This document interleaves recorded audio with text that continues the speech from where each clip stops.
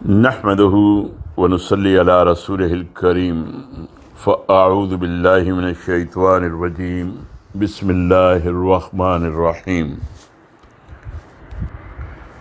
وقت پڑا ہے کر لوں گا، یہ ہے اس مضمون کا عنوان جس کا آج ہم مطالعہ کریں گے۔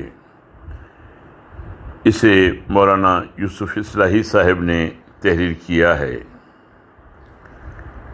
اپنے سیکریٹری کو بلا کر میں نے سارا کام سمجھایا اور تاکید کی کہ جلد سے جلد یہ ساری فائلیں تیار کر کے مکمل کر لیں تاکہ وقت پر پروگرام نافذ کیا جا سکے۔ سیکریٹری کام سمجھ کر چلے گئے اور اپنے کام میں لگ گئے۔ دوسرے روز صبح سویرے کچھ کاغذات لیے ہوئے آئے، کچھ اصولی ہدایات حاصل کیں اور میرے منشا کو پورا کرنے کے لیے کچھ اشارات نوٹ کیے اور یہ کام کر کے فوراً چلے گئے۔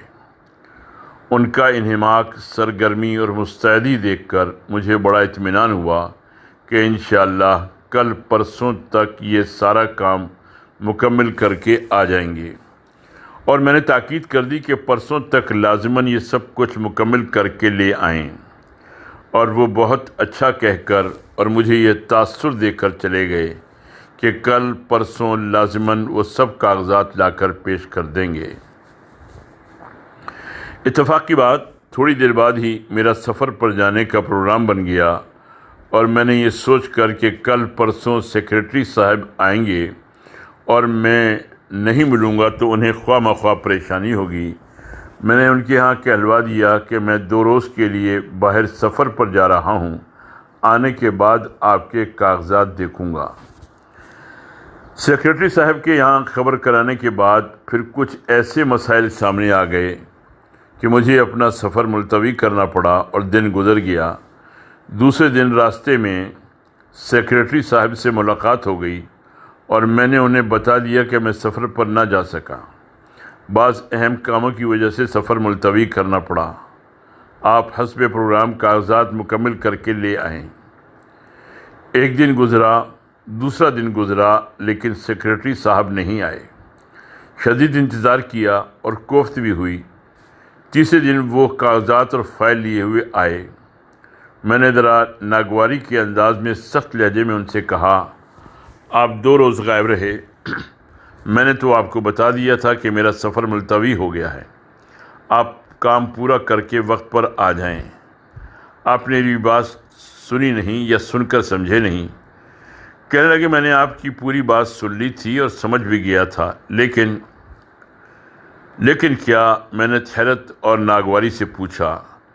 کہنے لگے، میں نے تو نہایت توجہ، انہماک اور دھن کے ساتھ کام پورا کرنے میں لگ گیا تھا، مگر جب آپ نے دوسرے روز یہ کہلوایا کہ آپ سفر پر جا رہے ہیں تو میری ساری قوتیں قدرتی طور پر ڈھیلی پڑ گئیں، اور میں نے سوچا جلدی کیا ہے، معلوم نہیں سفر میں آپ کو کتنے دن لگتے ہیں۔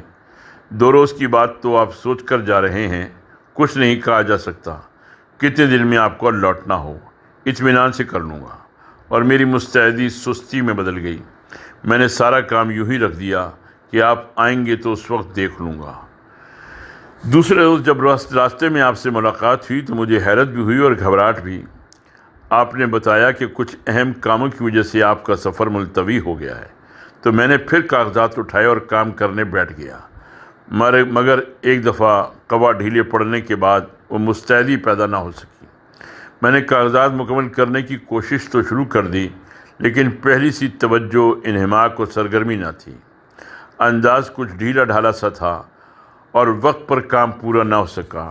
آج تیسرے روز کام پورا ہوا تو میں لے کر حاضر ہوا ہوں۔ سیکریٹری صاحب نے بڑی سادگی کے ساتھ اپنی ذہنی سرگزشت سنائی۔ میں نے سیکریٹری صاحب کی بات کسی قدر افسوس اور ناراضگی کے ساتھ سنی اور یہ سوچنے لگا، میں نے خواہ مخواہ ان کو اپنے سفر پر جانے کی اطلاع دی۔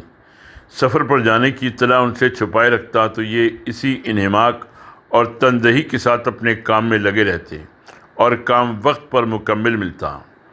یہ سوچتے ہوئے مجھے غم بھی ہو رہا تھا کہ میں نے سفر پر جانے کی خبر ان کو کیوں بتائی، یہ خبر ان سے چھپائی کیوں نہیں، لیکن اس کے نتیجے میں جو کچھ سامنے آیا اس سے ذہن ایک اور حقیقت کی طرف مبذول ہوا، اور میرے حافظے میں قرآن کی ایک آیت ابھرنے لگی۔ اللہ کا ارشاد ہے سورہ طٰہٰ کی آیت نمبر 15 میں، ان الساعۃ آتیۃ اکاد اخفیہا لتجزی کل نفس بما تسعی۔ قیامت کی گھڑی لازمی آنی ہے، میں اس کا وقت مخفی رکھنا چاہتا ہوں تاکہ ہر متنفس اپنی سعی کا بھرپور بدلہ پائے۔ ان الساعۃ آتیۃ اکاد اخفیہا لتجزی کل نفس بما تسعی۔ قیامت کب آئے گی؟ یہ بات اللہ تعالیٰ نے کسی کو نہیں بتائی۔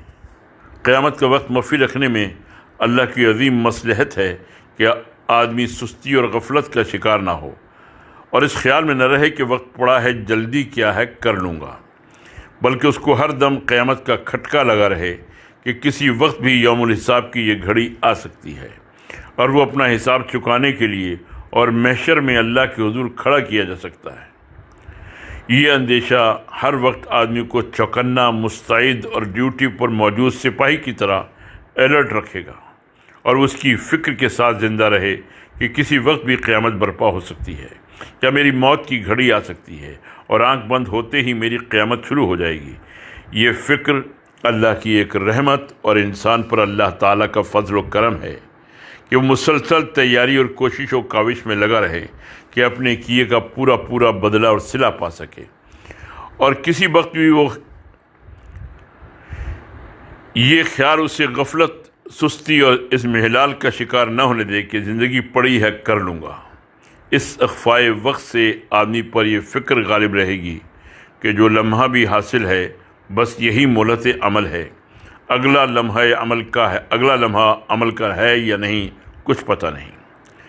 سیکرٹری صاحب کو اگر میں سفر کی اطلاع نہ دیتا اور اس خبر کو مخفی رکھتا تو وہ بدستور اپنے کام میں لگے رہتے اور یکسوئی، انہماک اور سرگرمی کے ساتھ وقت پر اپنا کام پورا کر کے لے آتے، لیکن ان کو سفر کی خبر دے کر میں نے ان کی قوتوں میں اضمحلال اور سستی پیدا کر دی، اور ان کو اس خیال نے ڈھیلا کر دیا کہ وقت پڑا ہے، اطمینان سے پورا کر لوں گا۔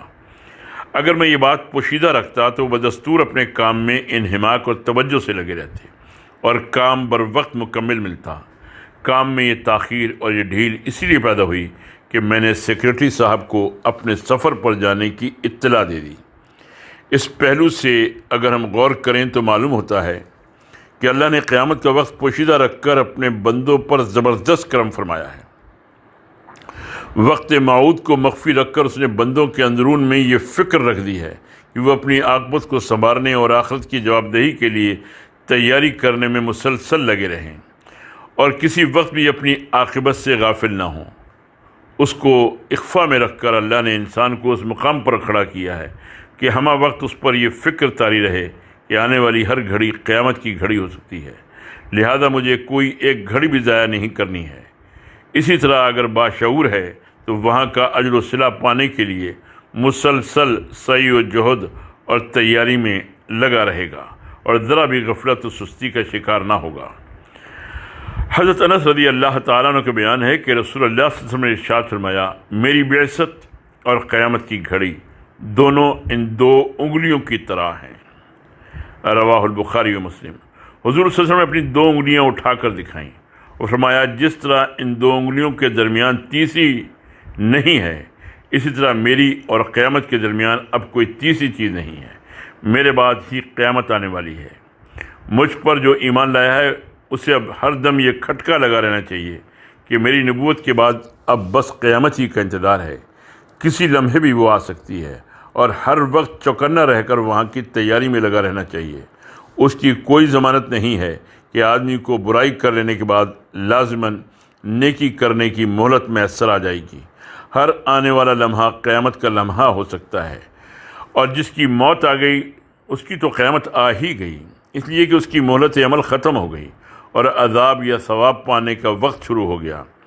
قیامت ہی کی طرح موت کا وقت بھی نہیں بتایا گیا ہے، اور یقیناً استغفا میں بھی اللہ کی یہی حکمت و مصلحت اور بندوں پر رحمت و کرم پیش نظر ہے کہ وہ غفلت، سستی اور ڈھیل کا شکار نہ ہوں، اور کبھی یہ نہ سوچیں کہ وقت پڑا ہے، کر لوں گا۔ وما علینا الا البلاغ۔